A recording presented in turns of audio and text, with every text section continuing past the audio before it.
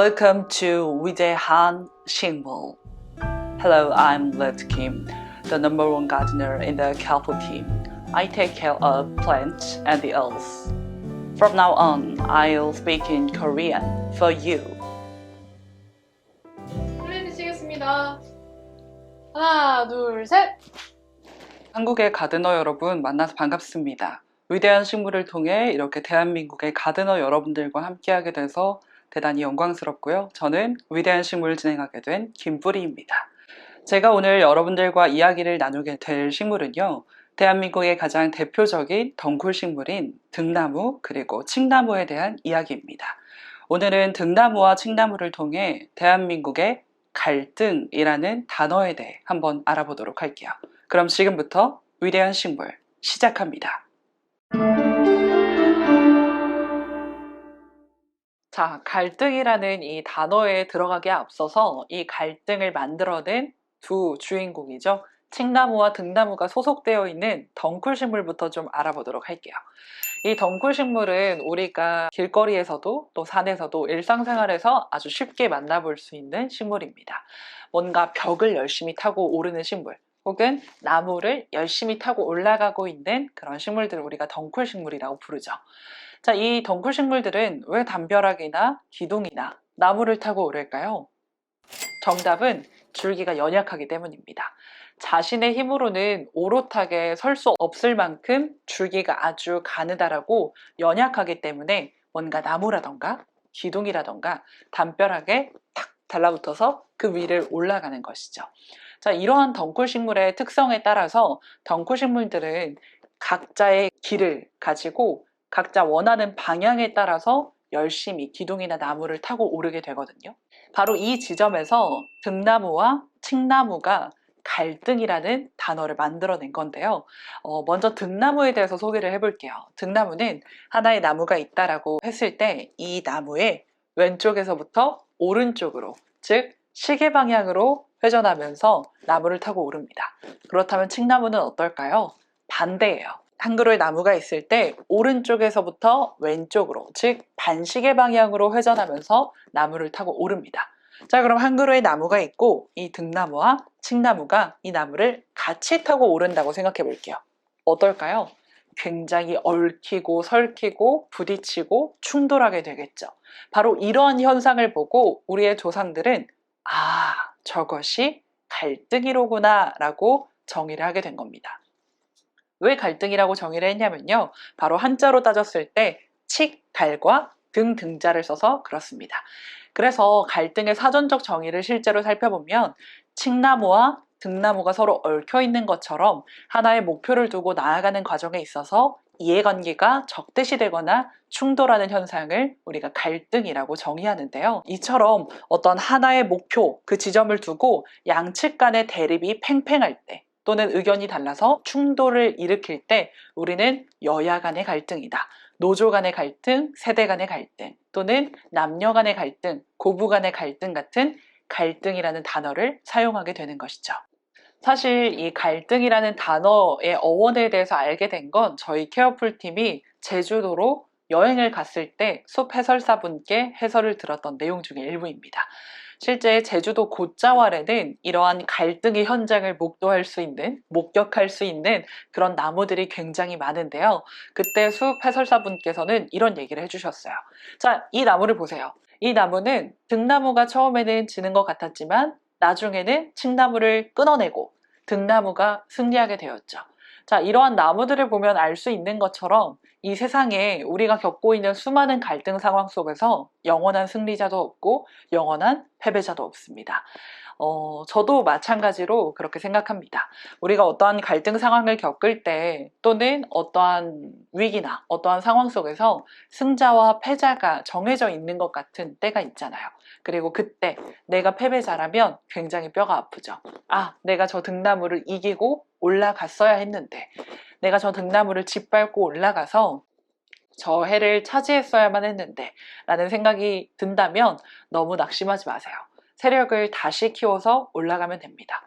세력을 열심히 키워서 다시 등나무를 쫓아가면 마침내 등나무를 이기고 승리를 할 수도 있고요.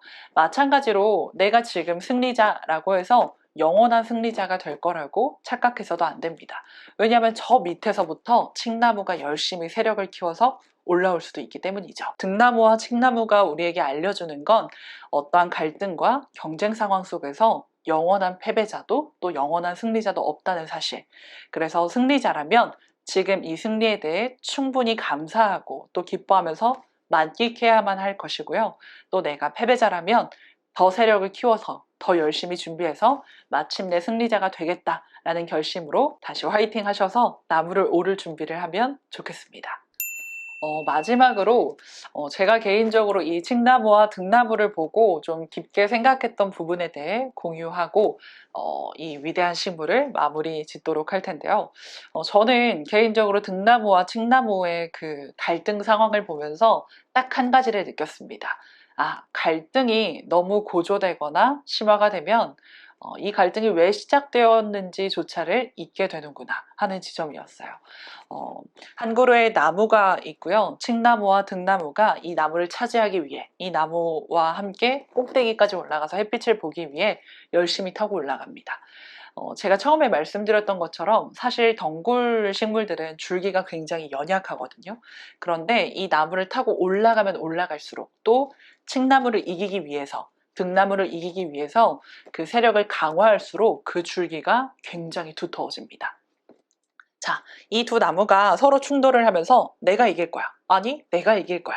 내가 너를 짓밟고 올라갈 거야. 라는 일념 하나로 내가 맞다라는 그 고집과 아집을 가지고 점점 강해집니다. 그러면 갈등이 점점 강해지겠죠? 왜냐하면 양측 간의 의견이 점점 더 강해지고 충돌이 강해질 테니까요. 그럼 이 나무가 어떻게 될까요? 이 두 덩굴 사이에서 압력에 눌려서 괴사하게 됩니다. 그러면 이 나무가 성장을 더 이상 하지 못하기 때문에 이 두 덩굴 역시 성장이 제한되겠죠. 왜냐하면 이 두 덩굴은 사실 온전히 혼자 자립해서 살아갈 수 없는 나무들이기 때문에 이 나무가 없이는 두 덩굴도 살아갈 수 없어요. 그래서 제가 이런 갈등 현장을 목도할 때 느끼는 지점은 내가 지금 너무 왼쪽 길만을 고집하다가 혹은 내가 지금 이 길이 맞아. 내가 생각하는 게 무조건 옳아.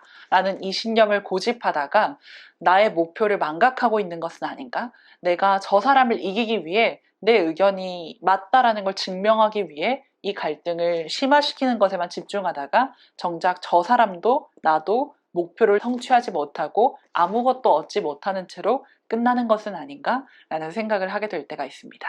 그래서 우리가 뭔가 여야 간의 갈등도 마찬가지고요. 세대 간의 갈등, 그리고 남녀 간의 갈등, 혹은 개인적인 갈등. 이 영상을 찍고 있는 저도 사실 이 영상을 찍는 것이 맞을까? 아닐까? 하는 개인적인 갈등을 치열하게 겪고 있는데 이 속에서 이것이 무조건 옳아. 내가 무조건 맞아. 내 신념이 맞아. 나는 왼쪽 길로 가는 것이 무조건 중요해 라고 이 신념을 강화시키는 순간 양보하지 못하게 되는 순간 결국 목표와 내가 도달하고자 했던 그 목적지와 더 멀어질 수도 있다는 것이죠. 그래서 지금 우리 이 영상을 케어풀의 이 위대한 식물을 보고 계시는 분들께서 혹시 갈등을 겪고 계신다면 내가 너무 왼쪽 길만을 고수하고 있는 것은 아닌가? 내가 너무 저 칡나무를 이기는 것에만 몰두하고 있지는 않은가? 그래서 저 사람을 이기기 위해서 내가 정작 중요한 것은 놓치고 있는 것은 아닌가라는 생각을 해보시면 좋겠습니다. 실제로 제가 좀 찾아보니까요. 대한민국에 굉장히 많은 넝쿨 식물의 한 90% 정도는 왼쪽에서 오른쪽으로, 즉 시계 방향으로 가면서 올라간다고 해요. 그리고 그 중에 8% 정도는요. 칡나무와 같이 오른쪽에서 왼쪽으로 반시계 방향을 그리면서 올라간다고 합니다. 그럼 나머지 2%는 어떨까요? 나머지 2%의 나무들은 왼쪽과 오른쪽을 상황을 봐가면서 지금은 왼쪽으로 올라가야겠다. 오른쪽으로 올라가는 나무가 있으니까 저 사람과 같은 방향으로 올라가면 좋겠다. 이렇게 어느 정도의 유연함. 내가 지금은 이 방향대로 움직여주는 것이 좋겠다. 내가 지금은 융통성 있게 이런 선택을 하는 것이 좀 좋겠다. 지금은 이 정도의 타협을 하는 것이 좋겠다.